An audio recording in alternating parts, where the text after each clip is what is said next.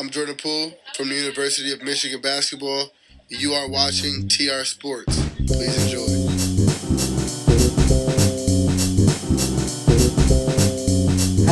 Hello, everybody, and welcome back to episode 8 of TR Sports. I'm your host, Toby, and it was an interesting week in sports. NBA Finals, Game 2 and 3. A lot to talk about with Philly sports. We had an NBA trade, a big one. We're going to talk about Kevin Durant's free agency status, where I think he's going to go. I'm going to give my predictions, just like we did with Kyrie a couple of weeks back. And then finally, we will round out the show with an Atlanta Braves TR Sports team focus. So that is our lineup for today. And let's get right into it with our first story. Game 4 of the NBA Finals happened Friday night, and this series has been everything I did not expect. The Warriors are now down 3-1 in the series. The Raptors have won 3 games. And the Raptors have done everything that I didn't expect them to do. As I said, Kawhi Leonard did not play incredibly well the first 3 games of the series. You know, you could tell he was tired, kind of like Damian Lillard in the Warriors series. He looked like he couldn't drop 35 a night. But then he comes back Game 4 and scores 17 points in the third quarter. 17 in Game 4. And this Raptors team has successfully shut down the Warriors on offense. The Warriors are not getting the shots, and they're not getting the fast break points that they did against every other team in the league. Steph Curry dropped 47 in Game 3, and they still lost. Again, it's not like this Warriors is a full-force team with Durant, Draymond, Steph, and Clay, but they're still a really good team, and they're really not playing well.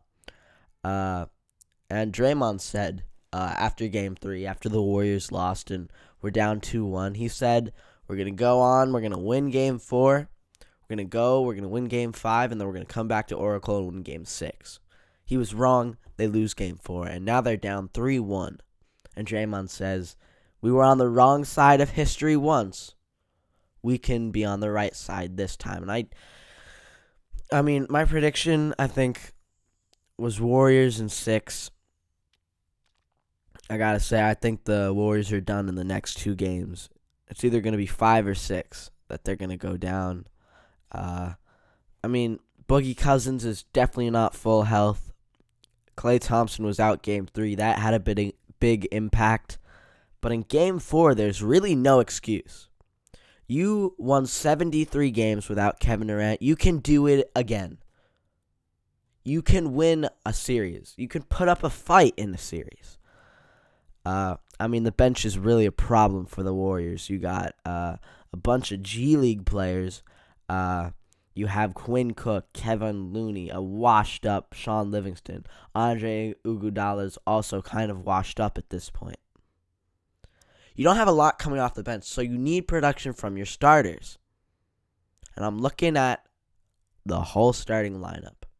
That is how you're going to win this series. And I don't think at this point they're going to win the series. They didn't even put up a fight, and I was shocked. Coming into this, the Warriors swept the Trailblazers. And 3 of the 4 games against the Trailblazers, the Warriors were down by 15 points and then came back. I thought they could do that every time. I thought they could have a burst of offense in every game against the Raptors. I thought games were going to go, Raptors would dominate first quarter, second quarter, draw almost even. Warriors would take it away with a run in the third quarter. But the exact opposite happened in the fourth game on Friday.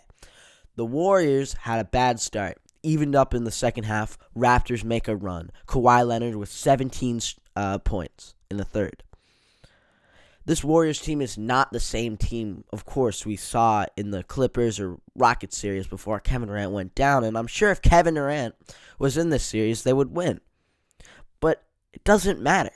It doesn't matter if Kevin Durant would be in the series or if he's out. It only matters what team is playing what team. And this Warriors team with Curry, Clay, and Draymond, and Kevon Looney, and Andre Iguodala, and Sean Livingston, and Quinn Cook, is playing a Raptors team with Kawhi Leonard, Pascal Siakam, Marc Gasol, Fred VanVleet. Speaking of Fred VanVleet, what a series from him. He's really been fighting hard in this series. A lot better play than he did against the Sixers or even the Bucks. Really playing as a key piece, and people are coming back to support VanVleet after his terrible start to the playoffs.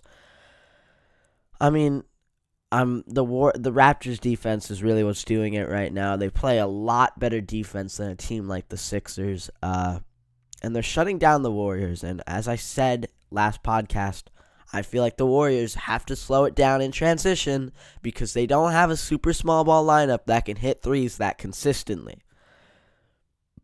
Boogie Cousins, I know you were injured a lot of the season, but you need more. We need more from you. You were the top center a couple of years ago. We need that guy. If you want to win that series, the Warriors need that guy.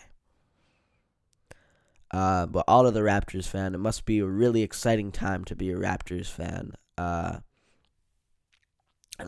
the whole the whole country of Canada is behind the Raptors, and they have all this fans in Jurassic Park, which I never heard of until the first series against the Magic. Drake's all up in everyone's faces. So good for the Raptors, man. It's got to be a fun time to be a Raptors fan. So when we come back, we are going to be talking about Philly sports and the crazy week all those fans had up and down, lost a bunch of games, re-signed a quarterback, all of this and that and that. So we'll be right back on TR Sports.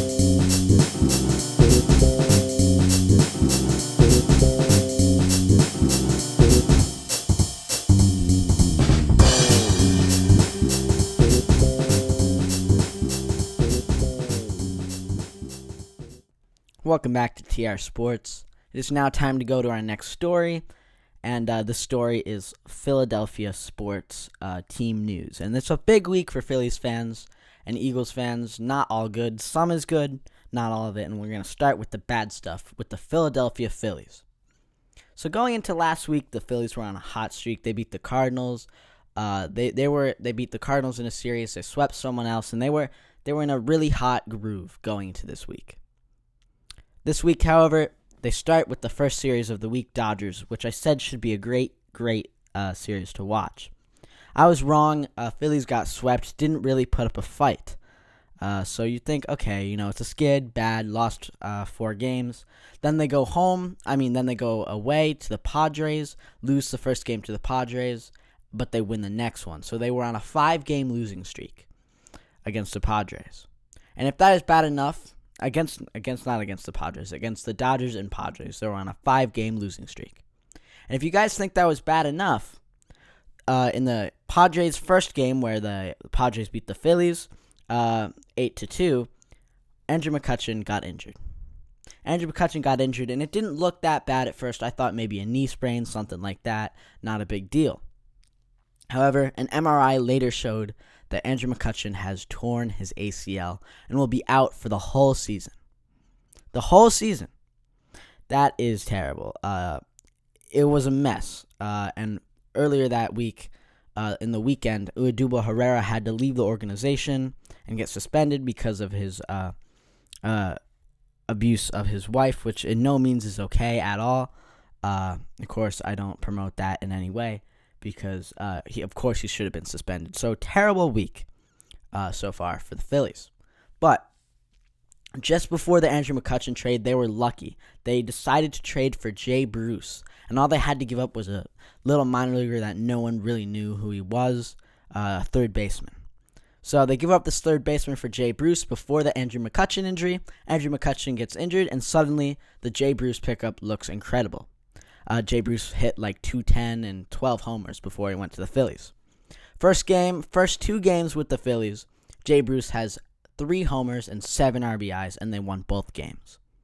That is a start. And of course, the Phillies are in danger of losing the top spot in the NL East because of the Atlanta Braves, who just got Dallas Keuchel, which we'll talk about at the end of the podcast. But really, not looking great for the Phillies before at the beginning of the week, and at the end it kind of picked up with the pickup of Jay Bruce, who's been really hot, and we're going to see if he continues that into this weekend and the next couple of weeks.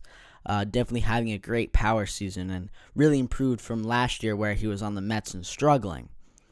So the Phillies have to pick it up. A lot of injuries. Sir Anthony Dominguez got injured, I think, Thursday night, so we'll see what his MRI reveals.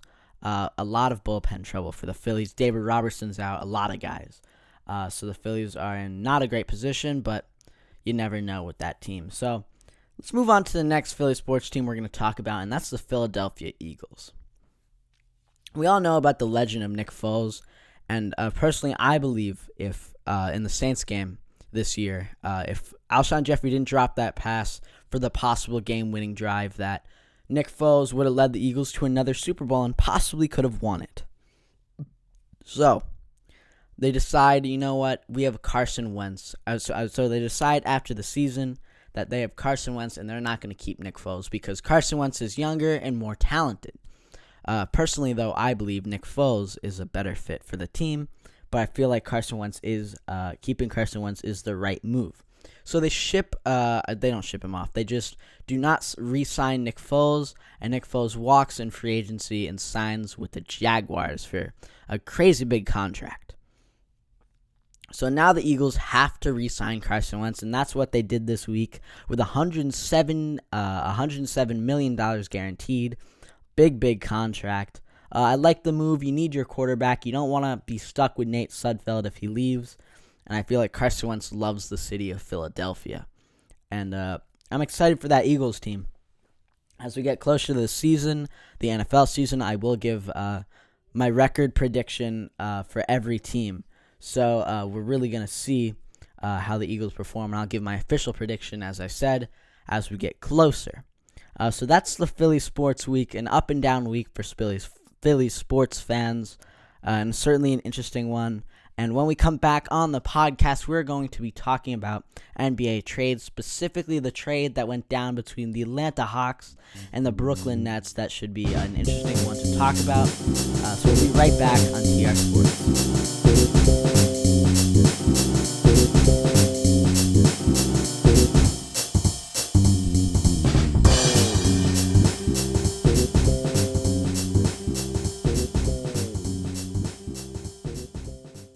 Welcome back to TR Sports. Let's get into our next story, and it's always fun in the NBA, where when NBA teams make a trade, it's always fun watching the league get shooken up.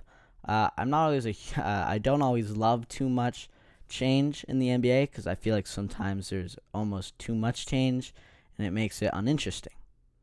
But the Nets made a deal, and they made a deal with the Atlanta Hawks. And I think the trade's good for both teams. We're going to review this trade. The Nets are sending Alan Crabb, who is a massive contract and was preventing the Nets from having 2 max cap space this summer to go after free agents. So they send him off. So now they do have 2 max slots, so they can get a guy like Kevin Durant and Kyrie, which is crazy. They're going to send the number 17th pick in the 2019 draft and the 2020 lottery-protected first-round pick to the Hawks for forward Tyron Prince and a 2020 second rounder. 2021 second rounder, my bad. So the Nets improve their team by getting Tyron Prince, who had a great season for the Hawks, and that came out of nowhere for me. So now they have a great player in themselves, so they have another key piece that could help them win. And the Hawks are getting a bunch of picks. They're getting a 17th pick this year, which is a very nice pick. They're getting a first-round pick in next year's draft that's lottery protected, so they're gonna get that pick most likely. And they're also they're getting that pick, and they're getting that's it. That's all they're getting, and they're also getting Alan Crabb. So it's a good trade for both teams. Of course, the Nets are giving up 2 first-round picks, but they're not at the point where they're rebuilding anymore. They're trying to build off the talent they already had. To make a serious run at a title. And that might happen if they do get 2 max players this summer, but we're going to talk about where Kevin Durant's going to go later, as I said. That is the trade. That's what I'm going to break it down as. I feel like if I had to pick a winner for the trade, it would have to be the Brooklyn Nets because, yes, they're giving their 2 first-round picks away, but they're getting a great player, and they're getting rid of that cap space to get 2 new max players. But it's a fine trade for both teams, and the Nets could be really nasty next year with a core of Kevin Durant, Kyrie Irving, and D'Angelo Russell, which is just absolutely insane to think about. But interesting trades, certainly, and we'll see. I'm expecting more trades leading up to the draft this year, so that is the NBA trades that we're going to talk about. A very short segment, but I really wanted to talk about this trade, and there's also not a lot that happened this week. So when we come back on TR Sports, we're going to predict where Kevin Durant's going to go as a free agent. Will it be the Nets? Will it be the Knicks? Who will it be? That is the question we're going to ask ourselves in the next segment right here on TR Sports.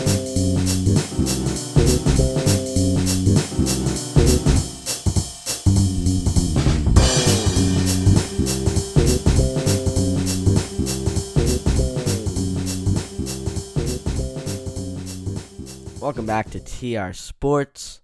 It is now time for our next segment. We're going to talk about Kevin Durant and my free agency predictions for Kevin Durant. Of course, I don't have any insider information, and I know as much as you guys, but, I mean, when are people with insider information right about this? Not a lot of times, because a lot of the times the insider information is wrong. But a lot of the time the information is just sometimes flat out wrong, and other times it's just an opinionated information that someone gives a sports writer. So let's talk about Kevin Durant. I'm going to start we're going to go about like 4 teams. We're going to talk about the percentage of going to that, and then we'll have another category with the percentage left over. Of course, not everyone can have Kevin Durant. There's only one team that can get him. So we're just going to be kind of narrowing down the teams that could have a legit shot at getting Kevin Durant. So, we're going to start with the Golden State Warriors. I think there's a 15% chance that Kevin Durant goes to the Warriors. I mean, he's got a perfect situation. I don't understand why he would leave in the first place, but it looks like he's probably going to be leaving. I mean, why would you leave? Like, I don't completely get it myself, but he wants a change of scenery. He wants to be the guy again. I mean, clearly the Warriors need him after seeing the NBA Finals. I don't even know if they can win without him because the performance is so poor right now. But I mean, he's won 2 Finals MVPs, 2 Finals championships, and an MVP, and 4 of those 5 were with the Golden State Warriors. So he's got a lot to think about when he leaves the Warriors, if he does. Next is the Los Angeles Clippers. I give this one about a 10% chance of happening. I was reading a Bleacher Report article. They said the Los Angeles Clippers. I don't think it's going to happen because, I mean, why would you leave the Warriors to go to the Clippers? Like, it doesn't completely make sense to me as a fan, because I don't understand, as I said, why he's leaving in the first place. But if you do go to the Clippers, I mean, there's some great pieces there that could really help you. They have a great bench and a lot of great role players. They don't have that star, though. They have Lou Williams. They had Tobias Harris last year, who was their star. But now, of course, they shipped him off to Philadelphia for Landry Shamet, who had a great season. And I'm expecting good things from Shai Gilgeous-Alexander next year. The Clippers should be in a great spot for that. So, I mean, they have a legitimate shot at getting Kevin Durant. As I said, 10%. But the odds of it really happening, I'm not sure. So next is the New York Knicks. And I said, you know, I get a lot of hate for saying Kevin Durant. I mean, for saying Kyrie Irving wasn't going to go to the Knicks. Still my prediction. Still, I think is going to happen. But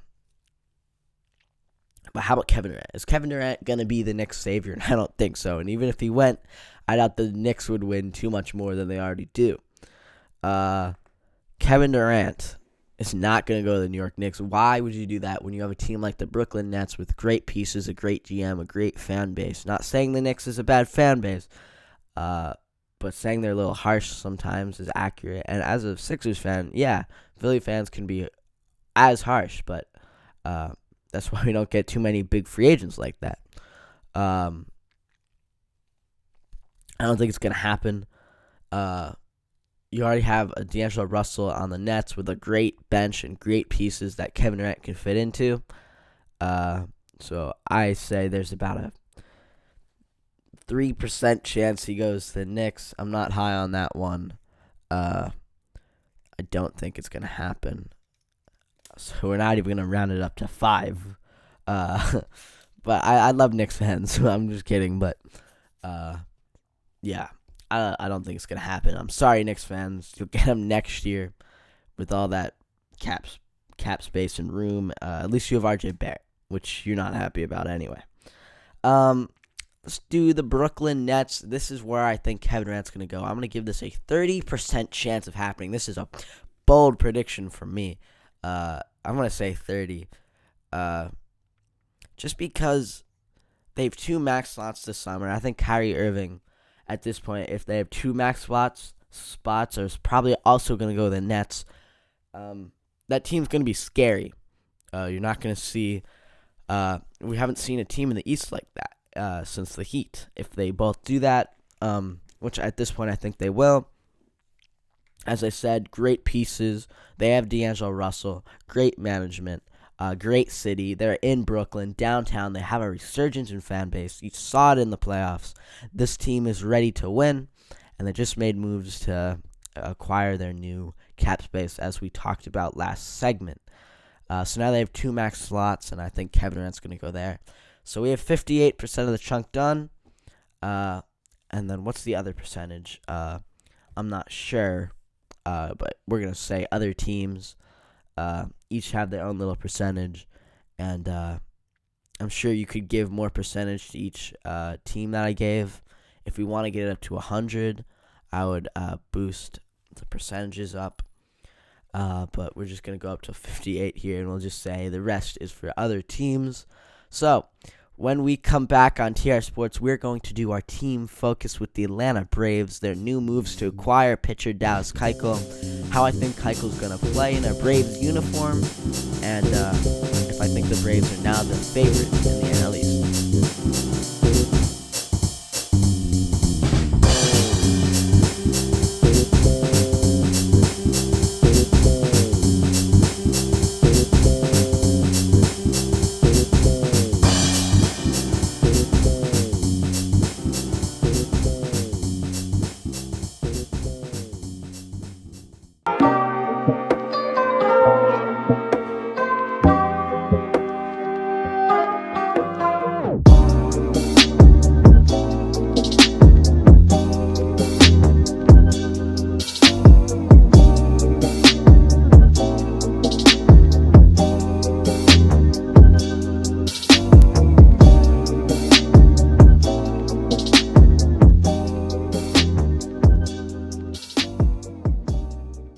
Welcome back to TR Sports.